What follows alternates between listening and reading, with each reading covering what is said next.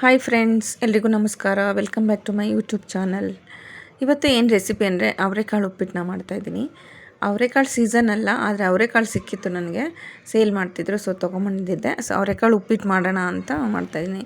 ಈಗ ಸ್ವಲ್ಪ ಅವರೆಕಾಳು ಸುಲ್ಕೊಂಡು ಅದ್ರ ಜೊತೆಗೆ ಸ್ವಲ್ಪ ತರಕಾರಿ ಕೂಡ ಆ್ಯಡ್ ಮಾಡ್ತಾಯಿದ್ದೀನಿ, ಬೀನ್ಸ್ ಮತ್ತು ಕ್ಯಾರೆಟನ್ನು ಎರಡೂ ಎಲ್ಲ ಹೆಚ್ಚಿಬಿಟ್ಟು ಸ್ವಲ್ಪ ಬೇಯಿಸ್ಕೊಳ್ತಾ ಇದ್ದೀನಿ. ಸೊ ಈಗಿನೊಂದು ಪಾತ್ರೆ ತೊಗೊಂಡು ಅದರಲ್ಲಿ ರವೆನ ಹುರ್ಕೊಳ್ತಾ ಇದ್ದೀನಿ. ಇಲ್ಲಿ ನಾನು ಬನ್ಸಿ ರವೆ ತೊಗೊಂಡಿದ್ದೀನಿ ಇವತ್ತು.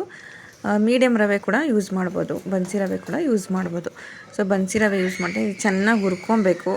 ಕೆಂಪಗಾಗೋವರೆಗೂ ಹುರ್ಕೊಂಡಾದಮೇಲೆ ನಾನು ಸೈಡ್ಗೆ ಇಟ್ಕೊಳ್ತಾ ಇದ್ದೀನಿ. ನೆಕ್ಸ್ಟ್ ಪಾತ್ರೆ ತೊಗೊಂಡು 2 ಸ್ಪೂನ್ ಆಯಿಲ್ ಹಾಕ್ತಾಯಿದ್ದೀನಿ. ನಿಮ್ಮ ಕ್ವಾಂಟಿಟಿ ನೋಡ್ಕೊಂಡು ಹಾಕಿ. ಆಯಿಲು ಮತ್ತು ಉಪ್ಪು ಎಷ್ಟು ಕಮ್ಮಿ ಯೂಸ್ ಮಾಡ್ತೀವಿ ಅಷ್ಟು ಒಳ್ಳೆಯದು ಅಂತಾರೆ. ಸೊ ಎರಡು ಸ್ಪೂನು ಆಯಿಲ್ ಹಾಕಿದ್ದೀನಿ. 1 ಸ್ಪೂನು ನಾನು ಘೀ ಯೂಸ್ ಮಾಡ್ತಾಯಿದ್ದೀನಿ, ತುಪ್ಪನ ಯೂಸ್ ಮಾಡ್ತಾಯಿದ್ದೀನಿ. ಸೊ ನಮಗೆ ಇಷ್ಟ ಆಗುತ್ತೆ ಫ್ಲೇವರ್ ಅದಕ್ಕೆ. ಸೊ ನೆಕ್ಸ್ಟು ಸ್ವಲ್ಪ ಸಾಸಿವೆ ಹಾಕ್ತಾಯಿದ್ದೀನಿ, 1 ಸ್ಪೂನಷ್ಟು ಸಾಸಿವೆ. ಉಪ್ಪಿಟ್ಟಿಗೆ ಹಾಕಿದ್ರೆ ಸ್ವಲ್ಪ ಜಾಸ್ತಿ ಆದರೂ ಏನು ತೊಂದರೆ ಇಲ್ಲ, ಚೆನ್ನಾಗಿರುತ್ತೆ. ಸೊ ಈ 2 ಈರುಳ್ಳಿನ ಹೆಚ್ಕೊಂಡಿದ್ದೀನಿ ದಪ್ಪದು. ಸೊ ಈರುಳ್ಳಿ ಹಾಕ್ತಾಯಿದ್ದೀನಿ. ಸ್ವಲ್ಪ ಕರ್ಬೇವಿನ ಸೊಪ್ಪು. ನಾನು ಮೆಣಸಿನ್ಕಾಯಿ ಒಂದು 7ರಿಂದ 8 ಮೆಣಸಿನ್ಕಾಯಿ ತೊಗೊಂಡಿದ್ದೀನಿ. ಸ್ವಲ್ಪ ನಮಗೆ ಸ್ಪೈಸ್ ಬೇಕು, ಸೊ ಹಾಗಾಗಿ ಈರುಳ್ಳಿ ಜೊತೆಗೆ ಹಸಿಮೆಣಸಿನ್ಕಾಯಿ ಕೂಡ ಹಾಕಿ ತಿರುಗಿಸ್ತಾ ಇದ್ದೀನಿ. ಟೊಮಾಟೋನ ನಾನು 1 ಟೊಮಾಟೊ ತೊಗೊಂಡಿದ್ದೀನಿ. ಇದು ದಪ್ಪದಿದೆ, ದೊಡ್ಡದು 1 ಟೊಮಾಟೊ ತೊಗೊಂಡಿದ್ದೀನಿ. ತುಂಬ ಹುಳಿ ಆಗಿಬಿಡುತ್ತೆ ಅಂತ ಜಸ್ಟ್ 1 ಟೊಮಾಟೊ ಮಾತ್ರ ಯೂಸ್ ಮಾಡ್ತಾಯಿದ್ದೀನಿ.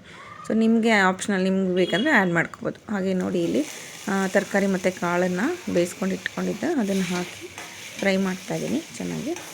ಸ್ವಲ್ಪ ಫ್ರೈ ಆದಮೇಲೆ ಸ್ವಲ್ಪ ಚಿಟಿಕೆ ಅರಿಶಿನ ಕೆಲವರು ಯೂಸ್ ಮಾಡಲ್ಲ, ಬಟ್ ನಾನು ಯೂಸ್ ಮಾಡ್ತೀನಿ. ತುಂಬ ಒಳ್ಳೆಯದು ಅರಿಶಿನ, ರುಚಿ ಮತ್ತು ಬಣ್ಣ ಅಷ್ಟೆಲ್ಲ ಆರೋಗ್ಯಕ್ಕೂ ತುಂಬ ಒಳ್ಳೆಯದು. ರೋಗ ನಿರೋಧಕ ಶಕ್ತಿ ಹೆಚ್ಚಾಗುತ್ತೆ, ಡೈಜೆಷನ್ಗೂ ತುಂಬ ಒಳ್ಳೆಯದಿದು. ಸೊ ಹಾಗಾಗಿ ಇದು ಚೆನ್ನಾಗಿ ಫ್ರೈ ಆದಮೇಲೆ ನೀರು ಹಾಕ್ತಾಯಿದ್ದೀನಿ. ಉಪ್ಪು ಕೂಡ 2 ಸ್ಪೂನ್ ಉಪ್ಪು ಹಾಕಿದ್ದೆ ನಾನು. ಇಲ್ಲಿ ನಾನು 2.5ರಿಂದ 3 ಕಪ್ಪು ರವೆ ತೊಗೊಂಡಿದ್ದೀನಿ.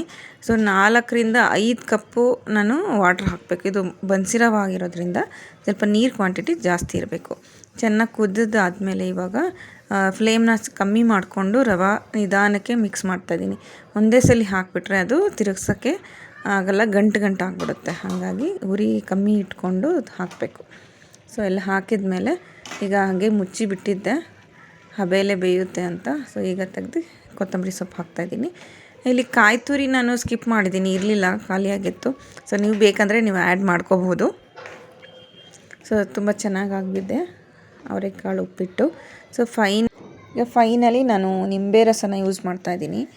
ನಿಂಬೆ ರಸ ಯೂಸ್ ಮಾಡಿದ್ರೆ ತುಂಬ ಚೆನ್ನಾಗಿರುತ್ತೆ.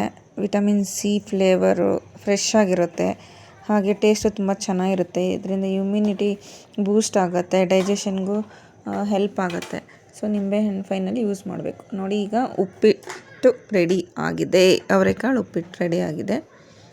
ಸೊ ನೀವು ಕೂಡ ಮನೆಯಲ್ಲಿ ಟ್ರೈ ಮಾಡಿ, ಹೇಗೆ ಬಂತು ಅಂತ ಕಮೆಂಟ್ ಮಾಡಿ.